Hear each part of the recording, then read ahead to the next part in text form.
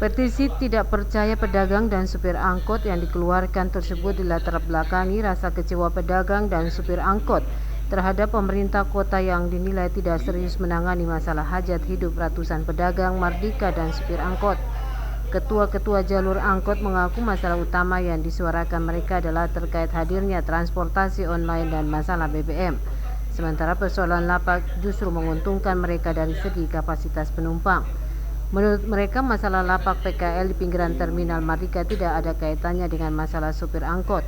Ketua-ketua jalur yang menandatangani petisi mosi tidak percaya kepada pemerintah kota Ambon diantaranya jalur Laha yang membawahi 4 jalur, jalur Paso yang membawahi 10 jalur, dan jalur Stein yang membawahi 6 jalur. Melalui surat petisi yang dibuat tersebut, supir angkot terminal Mardika tidak mempermasalahkan pembangunan lapak di pinggir terminal. Para supir angkot minta agar PKL yang melakukan aktivitas dalam terminal dapat mematuhi waktu yang telah disepakati dengan pemerintah kota Ambon. Berdasarkan kesepakatan bersama, waktu PKL melakukan aktivitas di dalam terminal mulai pukul 18.00 waktu Indonesia Timur.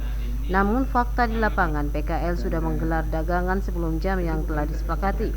Hal itu membuat ruang gerak para supir angkot di dalam terminal sangat terbatas untuk menaikkan dan menurunkan penumpang. Atas dasar itu, melalui surat petisi yang dibuat tersebut, pemerintah kota Ambon diminta untuk bisa menertibkan kembali PKL yang berjualan di dalam terminal. Rida Raiman Kurniawan melaporkan.